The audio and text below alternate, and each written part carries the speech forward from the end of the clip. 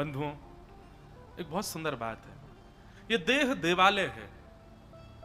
सदैव इस रूप में देह को स्वीकार करो, देह देवालय है। और इस देवालय के गर्भगृह यानी कि चित्त में श्री ठाकुर जी विराजमान रहते हैं। जिस प्रकार देवालय को पवित्र रखा जाता है, देवालय को शुद्ध रखा जाता है, देवालय को स्वच्छ रखा जाता है, उसी प्रकार अपने तन को रखो। ठाकुर जी का घर है, उसको कब्रिस्तान मत बनाओ भक्ष अभक्ष और मांस भोजन करके। पृथु महाराज ने इस प्रकार खेती बाड़ी आदि सब पृथ्वी पर प्रारंभ करा दी। तभी से इस धरती को पृथ्वी कहना प्रारंभ कर दिया गया, इसको पृथ्वी कहने लगे। इस प्रकार पृथु महाराज ने जब पृथ्वी को पूर्ण रूपेण व्यवस्थित कर दिया, व्यवस्थित करने के बाद पृथु महाराज ने 100 अश्वमेध यज्ञ किए। 100 अश्वमेध यज्ञ करने का फल होता है कि आपको इंद्र की पदवी मिल जाएगी। मैं कथाओं में बताया करता हूं कि इंद्र, ब्रह्मा, सूर्य, चंद्र आदि आदि जितने भी 33 कोटि देवता हैं, ये कोई एक ही नहीं रहते, हमेशा हर बार बदलते हैं। इस बार की पृथ्वी का जब भी प्रलय होगा, प्रलय के बाद भगवान सो जाएंगे। भगवान जब सोते हैं तभी प्रलय होता है। भगवान जब पुनश्च उठेंगे, उत्थापित होंगे, तब भगवान कहेंगे पूर्व की जो धरती थी जिसका प्रलय हुआ, उसमें जितने भी बड़े बड़े पुण्यात्मा थे सबको मेरे सामने उपस्थित करो। तो इस बार की पृथ्वी पर जितने भी पुण्यात्मा होंगे, जितने भी लोगों ने बहुत पुण्य किए होंगे, बहुत भजन किया होगा, वो सब ठाकुर जी के सामने उपस्थित हो जाएंगे। सबसे ज्यादा पुण्य किसका है? बोले इसका है। जाओ इसी को ही देवता सूर्य बना दो, इसको चंद्रमा की पदवी दे दो, इसको ब्रह्मा की पदवी दो, इसको इंद्र की पदवी दो। इसी प्रकार हम लोगों में से ही जिसके पुण्य होंगे, आप लोग कभी देखते हैं जब भी कोई यज्ञ करें, अनुष्ठान करें, पूजा करें, तो ब्राह्मण देवता उठने से पहले आपसे कहते हैं कि आसन के नीचे जल छोड़ो, और जल छोड़ करके उसको अपने माथे से लगाओ। क्यों? बोले आसन के नीचे जल बिना छोड़े यदि उठे तो आपका जितना पुण्य वो इंद्र ले जाएगा। इंद्र को यह चिंता रहती है कि मेरी पदवी कोई ना ले ले, इसलिए वो तैयार बैठा रहता है कि आप बिना जल माथे से लगाए उठे और आपका पुण्य सब इंद्र ले जाएगा। इसलिए आसन से उठने से पूर्व उसको प्रणाम किया जाता है, जल नेत्रों से लगाया जाता है, सम सक्राय नमः, उसको प्रणाम किया जाता है। बोले कि हे इंद्र देवता आप मत लेके जाना, ये मेरा पुण्य है। और वह पुण्य जब आपका अर्जित होते होते इतना हो जाता है तो एक समय पर आपको ही इंद्र बना दिया जाएगा। लेकिन उसके लिए बहुत पुण्य चाहिए। लेकिन उन पुण्यों की बराबरी 100 अश्वमेध यज्ञ यदि कोई अपने जीवन में कर ले तो उसको इंद्र की पदवी निश्चित है मिलेगी। लेकिन एक बहुत सुंदर बात आती है, पृथु महाराज ने 100 अश्वमेध यज्ञ करने का संकल्प लिया, पर 99 यज्ञ होते ही 100वां जैसे प्रारंभ करते तो इंद्र उसमें विघ्न डाल देता। इंद्र उसमें किसी ना किसी रूप में आकर के, और अश्वमेध यज्ञ का एक स्वरूप होता है, उसमें अश्व छोड़ा जाता है, मतलब घोड़े छोड़े जाते हैं और वो घोड़े विचरण करके आते हैं आदि, उसका कुछ रूप स्वरूप है। इंद्र उन घोड़ों को लेकर के चोरी कर ले जाता था। इस कारण से पृथु महाराज का 100वां अश्वमेध यज्ञ पूर्ण नहीं हो पाता था, 99 पे ही रुक जाते थे। एक बार, 2 बार, 3 बार, 4 बार प्रयास करने के बाद भी जब अश्वमेध यज्ञ पूर्ण नहीं हुए, पृथु महाराज को क्रोध आ गया और वो इंद्र को मारने के लिए बस क्रोधित ही हुए थे। तभी शंख चक्र गदा पद्मधारी श्रीमन नारायण इंद्र को संग लेकर के वहीं प्रकट हो गए। पृथु महाराज ने चरणों में प्रणाम किया और कहा, भगवान ये मेरे यज्ञ अधूरे करवा देता और आप इसको संग लिए घूम रहे हो। बहुत सुंदर बात है। ठाकुर जी कहते हैं, हे महाराज पृथु, देवताओं की पदवी पर व्यवस्थित होने का मतलब है अपने जीवन में अत्यंत व्यस्त हो जाना। बहुत सावधानी से सुनना, बहुत अच्छी बात, मुझे इतनी बढ़िया लगी ठाकुर जी की बात।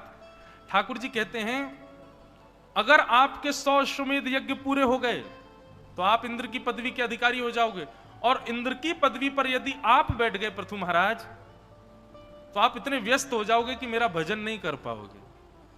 इसलिए इंद्र को आज्ञा करके आपका 100वां यज्ञ मैं ही नहीं पूर्ण होने दे रहा हूं, ताकि आप इंद्र की पदवी पर ना बैठ करके मेरे भक्त शिरोमणि बन जाओ, ताकि मेरा खूब भजन कर सको, मेरा खूब स्मरण कर सको। अतिशय पुण्य होने पर आप देवत्व बन जाओगे, देवतुल्य हो जाओगे।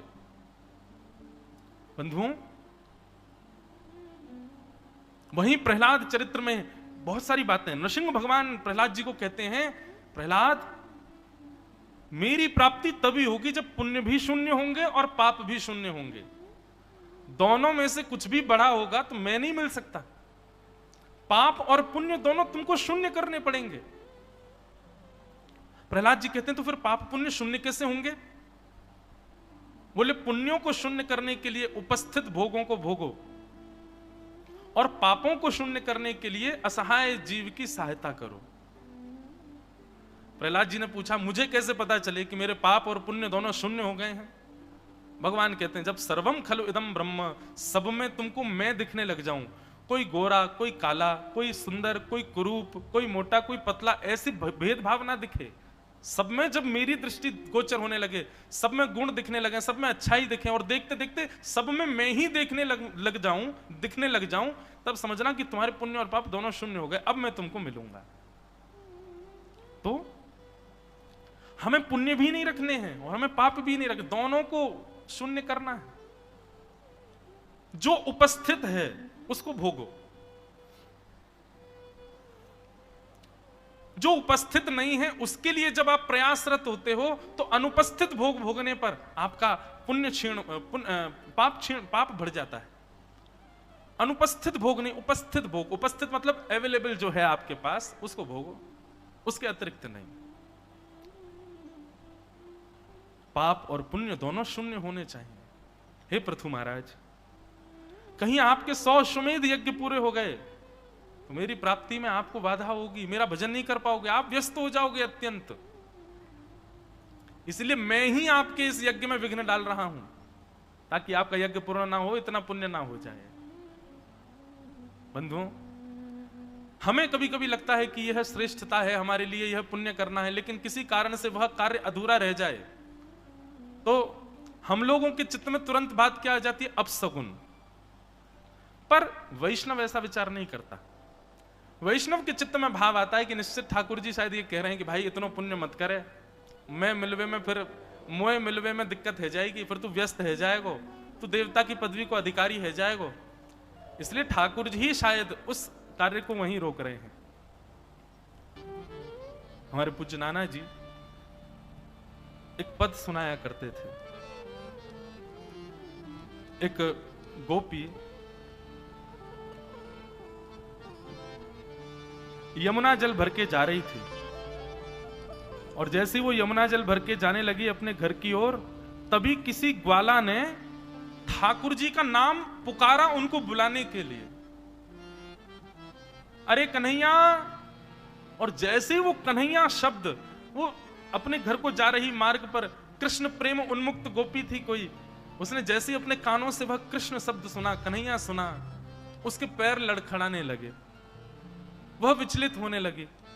वो कहना तो चाहती है अब मत बोलना नहीं तो मैं गिर जाऊंगी, और तभी वो दूसरा शब्द माधव बोल देता है और स्थिति ये हो जाती है कृष्ण माधव कन्हैया मधुसूदन गोपाल मनोहर आदि आदि भगवान के अनेक नाम सुनकर के कि गोपी वहीं मूर्छित होकर के गिर जाती है, उसकी मटकी फूट जाती है, शरीर पूरा कंपायमान होने लग जाता है। ऐसा विरह है गोपी को कि वह कृष्ण नाम सुनती है और उसकी तन की सुध चली जाती है।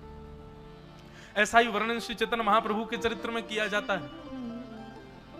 कोई गलती से ठाकुर जी का नाम, वो किसी अवस्था व्यवस्था में महाप्रभु जी हों और कोई आकर के कह दे मधुसूदन, चैतन्य महाप्रभु के नेत्रों से अविरल अश्रुधार गिरने लग जाते, रोने लग जाते, तमाल वृक्ष को ढूंढते कहां हैं और जाकर के उसको हृदय से लगा लेते, इतने भावावेश में चले जाते। हम लोग इस स्थिति को सुन सकते हैं, कभी आ नहीं सकते।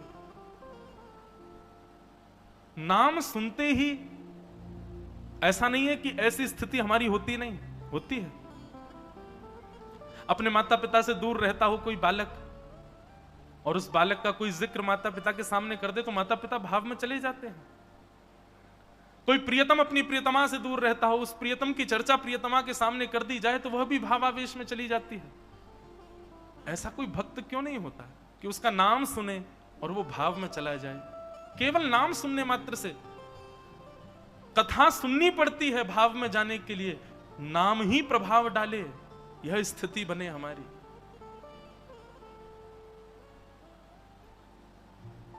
वह सखी मूर्छा में गिर जाती। तब कोई गोपी दौड़ करके आती है, आकर के उसको उठाती है। अरे कहां भयो, तू कैसे गिर गई? तेरी मटकी पूरी फूट गई। तब वह